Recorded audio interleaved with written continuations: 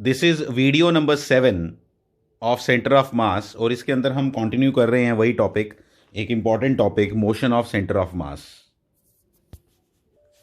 This is our problem number 1। उसी की continuation में, जो पिछले वीडियो में हम पढ़ रहे थे उसी की कंटिन्यूएशन में है ये। क्या पढ़ रहे थे उसको थोड़ा सा रिमाइंडर अगर आप दो। हम पढ़ रहे थे कि जब सेंटर ऑफ मास रेस्ट पे हो, सेंटर ऑफ मास की वेलोसिटी 0 हो, ये एक स्पेशल केस है। देखो एक बात आपको समझाता हूं कि जिस समय आपका एफ नेट इक्वल टू 0 हो, एक सिस्टम के ऊपर जब आपका एफ नेट इक्वल टू 0 हो, यानी कि acceleration of centre of mass ACM equal to 0 हो, क्योंकि जब एफ नेट 0 होगा तो एसीएम 0 होगा। सारे पार्टिकल्स का एक्सेलरेशन 0 नहीं होगा, एसीएम 0 होगा। एसीएम का 0 होना मतलब दो केसेस। एक, अगर सेंटर ऑफ मास रेस्ट पे है तो रेस्ट पे रहेगा, अगर मोशन में है तो उसी वेलोसिटी के साथ मोशन में रहेगा, सेम वेलोसिटी के साथ, चेंज नहीं होगा। लेकिन अब हम अभी एक स्पेशल केस कर रहे हैं उसी चीज का। कंजर्वेशन ऑफ मोमेंटम के अंदर ही आता है ये भी और वो भी। वहां पे वेलोसिटीज आ जाएंगी पिक्चर में, वहां पे सेंटर ऑफ मास पहले से एक किसी वेलोसिटी के साथ चल रहा होगा। एक दूसरा केस आने वाला है इसके बाद, ये भी कंजर्वेशन ऑफ मोमेंटम का ही केस है, लेकिन ये एक कंजर्वेशन ऑफ लीनियर मोमेंटम का एक स्पेशल केस है। इस स्पेशल केस के अंदर क्या दिखाई दे रहा है हमें? इस स्पेशल केस के अंदर हमें यह दिखाई दे रहा है कि अगर एक सिस्टम का सेंटर ऑफ मास रेस्ट पे हो और उस पे एफ नेट 0 हो, तो उसको करने के लिए आपको ज्यादा टेंशन लेने की जरूरत नहीं है। आप सिंपल कॉन्सेप्ट के साथ भी उसको अंडरस्टैंड कर सकते हो। दैट इज, जैसे ये एक प्रॉब्लम मैंने बनाई है जिसमें 3 बॉडीज हैं, 2 पर्सन है एक बोट के ऊपर। दिस इज अ बोट, ठीक है, दिस इज अ बोट। मैं अब पानी पूनी नहीं बनाया मैंने टाइम बचाने के लिए। तो यहां पे अब क्या हो रहा है और बोट क्यों ली जाती है ये भी बताता हूं, क्योंकि लगभग जो बोट का फ्रिक्शन होगा वाटर के साथ वो काफी कम होगा, और हम अभी यहां पे स्मूथ सरफेस ही मान रहे हैं, हम फ्रिक्शन लगभग 0 मान रहे हैं, इसलिए हम ऐसा करते हैं। यही बोट आप अगर रोड पे रख दो, रफ रोड पे, तो आपको फील नहीं आ पाएगा। फील लाने के लिए ये लोग क्या करते हैं, बोट की एग्जांपल देते हैं, क्योंकि ऐसे भी बोल सकते थे कि यही एग्जांपल कि एक सरफेस के ऊपर ये बोट रखी है जो फ्रिक्शनलेस है। बोट नहीं, कोई भी चीज रखी है, कोई गाड़ी रखी है, what ever it may be, जैसे पिछला क्वेश्चन हमने किया था। लेकिन क्वेश्चन को थोड़ा प्रैक्टिकल बनाने के लिए दे यूज द वर्ड बोट, और आपको थोड़ा फील लाने के लिए, क्योंकि हमें मालूम है जब बोट के ऊपर अगर कभी आप चढ़ो और कभी आप अपनी पोजीशन एक एंड से दूसरे एंड पे लो, तो बोट हिलती है और एक मूव करती है किसी पर्टिकुलर डायरेक्शन में, जिसको हम डिस्कस करने वाले हैं। वो क्यों किसी पर्टिकुलर डायरेक्शन में मूव करती है वही हम डिस्कस करने वाले हैं। इसको कंजर्वेशन ऑफ लीनियर मोमेंटम के तहत पढ़ेंगे, लेकिन कंजर्वेशन ऑफ लीनियर मोमेंटम के अंदर स्पेशल केस जब VCOM इक्वल टू 0 हो, आपका centre of mass already rest पे हो। कंजर्वेशन ऑफ लीनियर मोमेंटम को पढ़ने के लिए एफ नेट इक्वल टू 0 होना बहुत इंपॉर्टेंट है। एफ नेट इक्वल टू 0 होना बहुत इंपॉर्टेंट है, माइंड इट। तो यहां पे एफ नेट इक्वल टू 0 ही है, कोई एक्सटर्नल फोर्स यहां पे नहीं लग रही है। जो इंटरनल फोर्सेस होती हैं उनका एफ नेट हमेशा 0 ही होता है। आप चेक करके देख सकते हो। नॉर्मल रिएक्शन जब लगाओगे दोनों पर्सन्स का, आपको मैं बताता हूं थोड़ा समझाने के लिए। जब इसका नॉर्मल रिएक्शन इस पे लगेगा, इसका नॉर्मल रिएक्शन ऊपर लगेगा, तो ये नॉर्मल रिएक्शन दोनों कैंसिल हो गए। हमने सिस्टम का देखना है, किसी पर्टिकुलर बॉडी के ऊपर एफ नेट 0 नहीं है। खासतौर पे जब वो मूव करेंगे तब तो बिल्कुल भी 0 नहीं है, तब तो फ्रिक्शन पिक्चर में आती है। और हम बोट की फ्रिक्शन 0 नहीं मान सकते हैं। बोट जिस सरफेस के ऊपर है उसकी फ्रिक्शन 0 मान रहे हैं। बोट की फ्रिक्शन 0 मान लेंगे तो ये पर्सन चले कैसे? तो इसलिए पर्सन्स के चलने के लिए बोट की फ्रिक्शन 0 नहीं है। लेकिन जब आप बोट पे फ्रिक्शन लगाते हो, जब ये चलेगा तो ये इधर और इधर 2 फ्रिक्शन आएंगी। ये इसकी मोशन इसके साथ रिलेटिव मोशन के कारण, और फिर रिलेटिव मोशन है ना, तो बोट के ऊपर भी फ्रिक्शन लगेगी। ब्लॉक एंड ब्लॉक प्रॉब्लम्स हमने की थी, जिसके अंदर ये बात हमने की हुई है, जिसमें हमने ये देखा था कि फ्रिक्शन एक दूसरे को कैंसिल कर देगी। यहां सिस्टम के ऊपर नेट फोर्स 0 है, बॉडी के ऊपर नहीं। इसलिए ये बातें समझनी है, थोड़ी थोड़ी चीज़ें ये अच्छे से अंडरस्टैंड करोगे तो आपको कमांड बनेगी इन क्वेश्चंस के ऊपर। अब करना क्या है, करना बहुत सिंपल है, करना बहुत सिंपल है। आपने करना क्या है मैं बता देता हूं आपको, that is very simple part. Standard questions हैं, आपको हर जगह बुक में मिलेंगे। ये दूसरा पर्सन, इसका वेट भी ले लो, इसका वेट ले लिया हमने 60 kg। हो क्या रहा है, ये जो पर्सन है ये इस पर्सन ए से डर रहा है, और ये आगे भाग रहा है कहाँ, towards the other end of the boat. ठीक है, यहां पे इसने लास्ट में पहुंचना है। ठीक है, तब तक ये कहाँ पहुंच जाएगा, सेम स्पीड से चल रहे हैं हमने बोल माना ये, तो ये यहां पहुंच जाएगा सेंटर में। तो बताओ, जब ये नई पोजीशंस इनकी आई, जब इनकी नई पोजीशंस आई, मतलब बी कहां पहुंच गया बिल्कुल एंड पे, और ए कहां पहुंच गया सेंटर में, तो बताओ बोट कहां जाएगी और कितना जाएगी, बोट कहां जाएगी और कितना जाएगी। इनकी दोनों की पोजीशन ये है, दोनों 5 मीटर चले, आपको दिख रहा है दोनों का 5 मीटर की मूवमेंट उन दोनों ने करनी थी। लेकिन मैं आपको बताऊंगा बोट भी हिल चुकी है, इसलिए ये आपने समझनी, ये बात बड़ी इंटरेस्टिंग है। यहां क्या,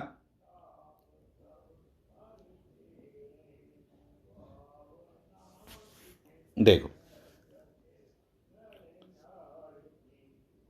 मैं क्या बता रहा था कि इंटरेस्टिंग क्या है कि बोट ने भी हिलना है। बोट की डायरेक्शन आप कहीं पे भी मान सकते हो, कोई प्रॉब्लम नहीं है। चलो मैं मान लेता हूं कि हमें मालूम है कि कहां जाएगी बोट, वो उल्टी डायरेक्शन में जाती है। ये आ गई नई new position of the boat. New position of the boat के अकॉर्डिंग बोट कितना चली है यहां, एक्स। अब जब बोट एक्स चलेगी तो अब इस पर्सन को 5 मीटर नहीं चलने की जरूरत, अब तो वो सिर्फ 5 माइनस एक्स चलेगा। ठीक है, तो इसलिए क्या लिखूंगा मैं, 60 इंटू, देखो कैसे लिखेंगे, 60 इंटू, कोई बोर्ड की डायग्राम बनाने की भी जरूरत नहीं है आपको, बता रहा हूं मैं आपको, जब आपको प्रैक्टिस हो जाएगी तो। अभी हम फील ले रहे हैं, अभी हम अंडरस्टैंडिंग डेवलप कर रहे हैं। जब यही प्रॉब्लम आएंगे, हमें की होगी प्रॉब्लम, तो फिर क्यों हम ये सब करेंगे। 60 इंटू, मैं बताता हूं आपको कैसे करेंगे, 5 माइनस एक्स दिख रहा है मुझे, plus 80 into 5 minus x,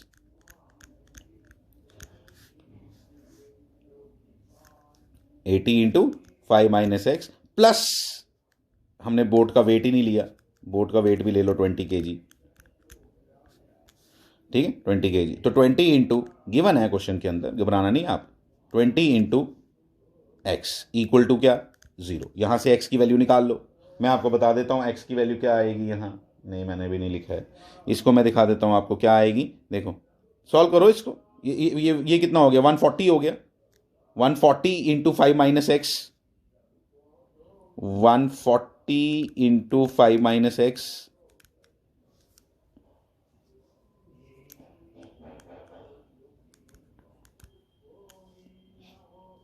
plus 20x equal to 0। ठीक है, फिर देखो अब ये 140 into 5 700, 700 minus 140 x minus 120x, इसको देखो आपको इस तरह से करना पड़ेगा। ये आ गया 60 इंटू 5 माइनस एक्स प्लस, ये आ गई किसकी मूवमेंट, इनकी। ये दोनों कहाँ जा रहे हैं, इधर, और बोट को हमने क्या माना हुआ, इधर जा रहा है, हमने माना हुआ, तभी ये 5 माइनस एक्स आया ना, तभी 5 माइनस एक्स आया, क्योंकि हमने बोट को उल्टा लिया हुआ है। अगर हम बोट को इस डायरेक्शन में लेते तो फिर ये 5 प्लस एक्स लिखना था हमने। ठीक है, तो ये ध्यान देना, मैं करना डिफरेंट तरीके से चाहता था, लेकिन मैंने गड़बड़ कर दी। अगर ये बोट इधर मैं मान लेता कि इधर जा रही है, हमने कॉमन सेंस से बोला कि बोट जाएगी उल्टी डायरेक्शन में दोनों पर्सन्स के।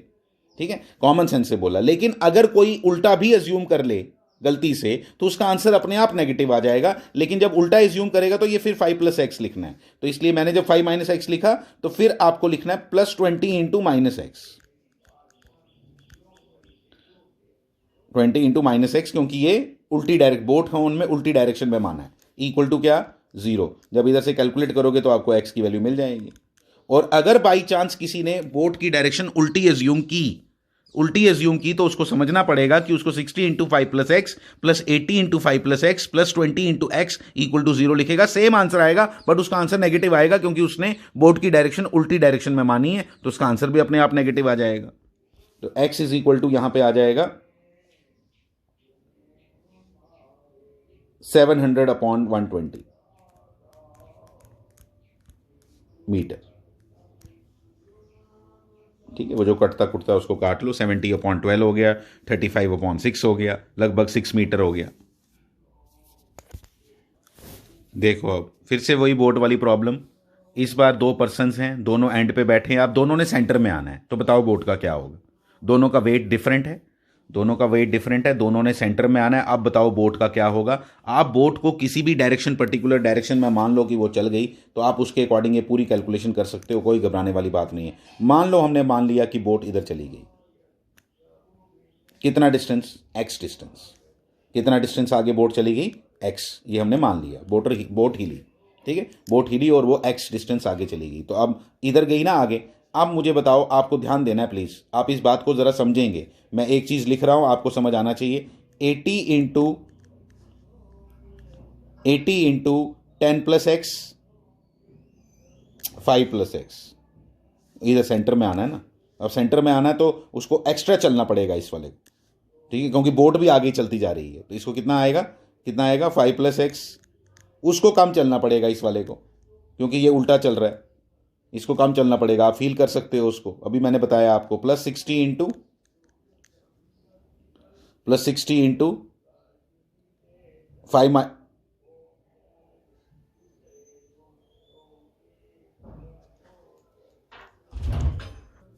80 इंटू 5 प्लस एक्स, ठीक है, 80 इंटू 5 प्लस एक्स। ये किस डायरेक्शन में गया, 80 वाला इस डायरेक्शन में, ठीक है, इस डायरेक्शन में गया। ये 60 वाला किस डायरेक्शन में जा रहा है, इस डायरेक्शन में, ठीक है। इसलिए अब आपने कर लेना, मैं आपको एक और तरीका बताता हूं कि जिस डायरेक्शन में ये किस डायरेक्शन में जा रहा है, पॉजिटिव, ये किस डायरेक्शन में जा रहा है, नेगेटिव। तो इसलिए क्या कर लेना है, प्लस 20 इंटू, बोट की बात कर लेते हैं पहले, 20 into x is equal to, इसको इक्वल टू के उस तरफ रख दो, या माइनस लिख दो, या माइनस 60 इंटू लिख दो, क्योंकि ये उल्टी डायरेक्शन में जा रहा है ना, ठीक है। तो इसलिए क्या आएगा, 60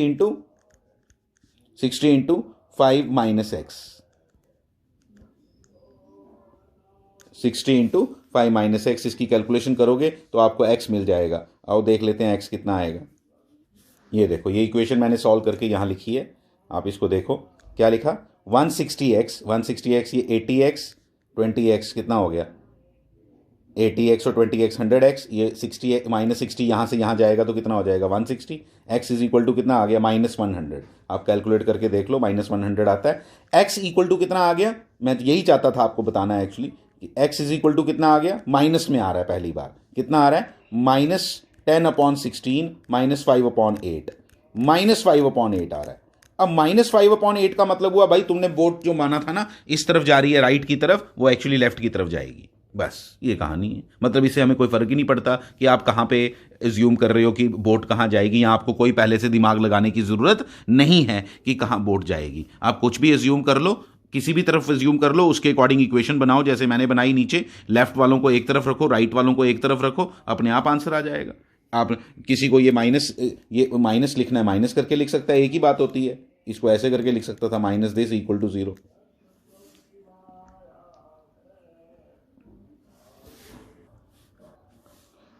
आपका क्वेश्चन है, आप पहले नोट कर लेना क्वेश्चन अच्छे से, अपने पास लिख के रखो क्वेश्चन क्या है। जब ये ब्लॉक इस टॉप एंड से बॉटम एंड पे पहुंचेगा, तो ये वेज, जिस वेज के ऊपर ये है, ये कितना इस तरफ मूव करेगा, ऑब्वियसली इसी तरफ मूव करेगा। वो आप कैलकुलेशन से मैंने अभी बताया आपको कि आप उल्टी डायरेक्शन में भी मान लो, अपने आप आंसर आपका आ जाएगा, ठीक है।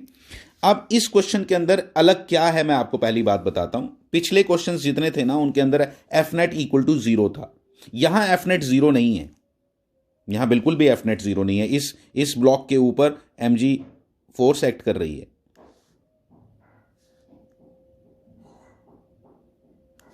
ये देखो, ये नॉर्मल रिएक्शन सिस्टम की 0 है, क्योंकि नॉर्मल रिएक्शन इंटरनल फोर्स है, वो देखो, वो जितनी जितनी ये मास इस पे लगा रहा होगा उतनी मास ये इस पे लगा रहा होगा। हम सिस्टम की बात कर रहे हैं, लेकिन mg जो है वो दोनों की डाउनवर्ड्स होगी। तो net force on this system is not equal to zero, but net force in x direction is equal to zero. Net force in x direction is equal to zero, ये ध्यान रखो, ये जो बात मैंने बोली। इसलिए momentum will get conserved, will be conserved in x direction. मतलब एक्स डायरेक्शन में इसका सेंटर ऑफ मास जो है वो रेस्ट पे रहेगा। वाई डायरेक्शन में चेंज होगा, लेकिन एक्स डायरेक्शन में चेंज नहीं होगा। सेंटर ऑफ मास की पोजीशन अगर चेंज होगी तो सिर्फ वाई डायरेक्शन में होगी, एक्स डायरेक्शन में चेंज नहीं होगी। मतलब मान लो पहले इसका सेंटर ऑफ मास यहां कहीं था, कहीं पे भी, ठीक है, तो वो इस तरफ मूवमेंट नहीं होगी उसकी, नीचे ऊपर जा सकता है, नीचे ऊपर जा सकता है, लेकिन इस तरफ नहीं होगी। क्योंकि इस तरफ क्यों नहीं होगी? क्योंकि F net in x direction is equal to zero. Please ये लिख के रखना, this is the most important thing जो मैंने आपको यहां बताई कि आप मोमेंटम को, कंजर्वेशन जो है ना, momentum is a vector quantity, और मोमेंटम की कंजर्वेशन जो है आप वो x direction, y direction, z direction, तीनों जगह अलग अलग भी लगा सकते हो। कई बार ऐसा होता है कि एक्स डायरेक्शन में मोमेंटम कंजर्व होगा, वाई डायरेक्शन में नहीं होगा। जैसे इस पर्टिकुलर केस में momentum is conserved only in x direction but not in the y direction. कोई पूछे क्यों?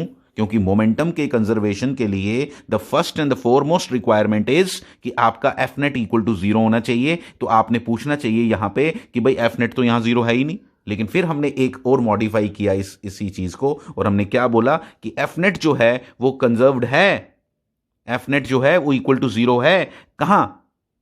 एक्स डायरेक्शन में। इसलिए जो मोमेंटम होगा as it is a vector quantity, हम तीनों डायरेक्शंस को लेके बात कर सकते हैं, एक्स, वाई और जेड। और यहां पे मैंने क्या बोला कि वाई डायरेक्शन में वो कंजर्व नहीं है। वाई डायरेक्शन में आपका जो सेंटर ऑफ मास है, अगर मान लो पहले सेंटर ऑफ मास यहां था, तो अब सेंटर ऑफ मास इसका यहां पहुंच सकता है, यहां पहुंच सकता है, इसी लाइन में जा सकता है, इसी लाइन में, लेकिन इधर नहीं कभी भी मूव करेगा, इस तरफ मूव नहीं करेगा सेंटर ऑफ मास। क्यों नहीं करेगा? वो आपको रीजन बताया, क्योंकि F net in x direction is equal to zero. इसलिए आपका सेंटर ऑफ मास यहां रेस्ट पे नहीं है। ये नहीं बोलना सेंटर ऑफ मास यहां रेस्ट है, centre of mass x direction में रेस्ट में है।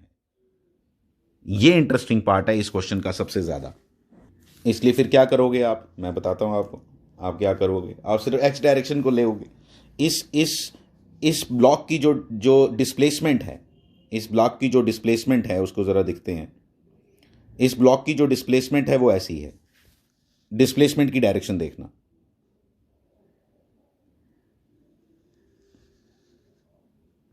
ये है from initial to final point. क्या उसके दो कंपोनेंट बनेंगे, ये और ये?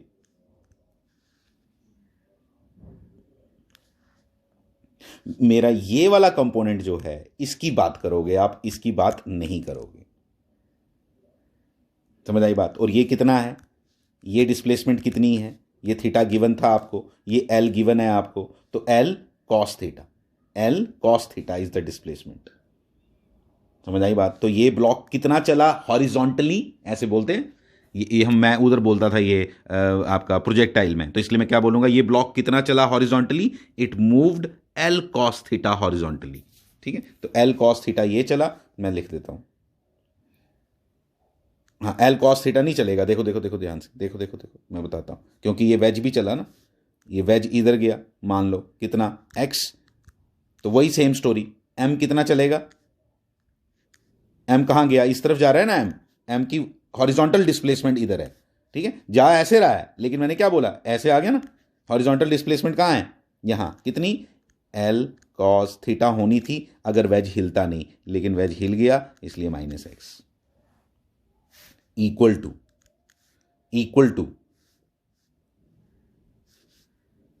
हमने गड़बड़ कर दी ना, इधर लिखो स्मॉल एम की है ना ये, equal to capital M into x, और क्वेश्चन खत्म। यहां से आप एक्स निकाल लो, यहां से एक्स निकाल लो।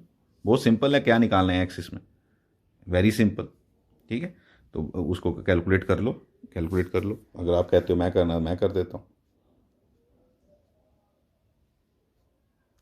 M plus m x is equal to m l cos theta, बस हो गया। X equal to m l cos theta upon m plus m।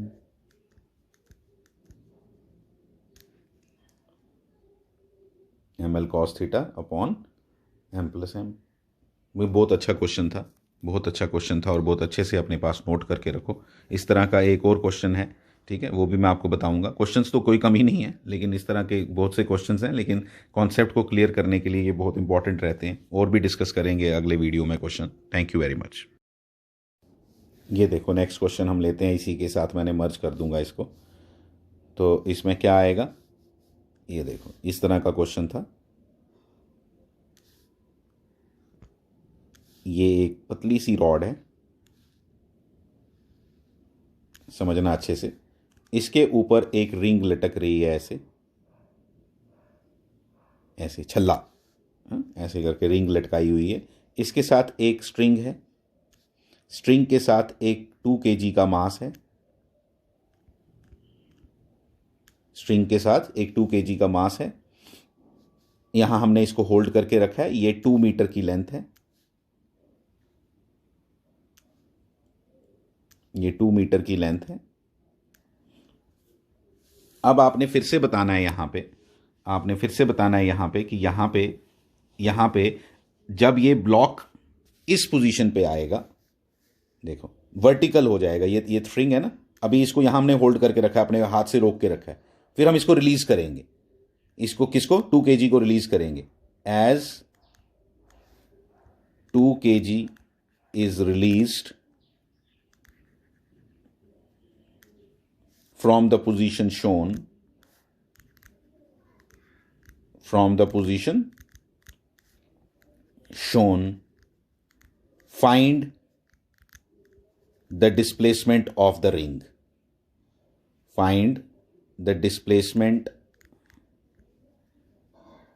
of ring। ठीक है, ये आपने ये करना है, ठीक है। Release from the position shown in the figure, find the displacement of ring when, इसके आगे लिख लो, व्हेन 2 kg या when the string becomes vertical, becomes vertical. मैं मतलब समझाता हूं इसका। देखो ऐसा ये एक्सपेक्टेड है कि जब ये तुम इसको रिलीज करोगे 2 kg ब्लॉक को, तो ये नीचे की तरफ आएगा। तो बताओ ये रिंग आगे कितनी की तरफ चलेगी, ये मुझे कैलकुलेट करना है। मैंने मान लिया कि x चली आगे की तरफ, ठीक है, x चली। नेट फोर्सेस यहां पे भी जीरो नहीं है, ध्यान देना प्लीज।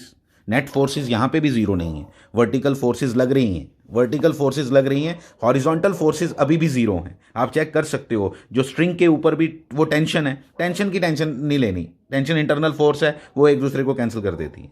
आपको मालूम है हमेशा हम कैसे बनाते हैं, वो कैसे बनाते हैं, ऐसे और ऐसे, ठीक है। तो वो कैंसिल कर देगी एक दूसरे को। वो सिस्टम के ऊपर हमने बात करनी है, वो कैंसिल कर दी। ये टेंशन लगी थी इस पे, ये वाली टेंशन लगी थी इस पे, ठीक है, वो कैंसिल कर देती है एक दूसरे को, उसकी मुझे नहीं परवाह है।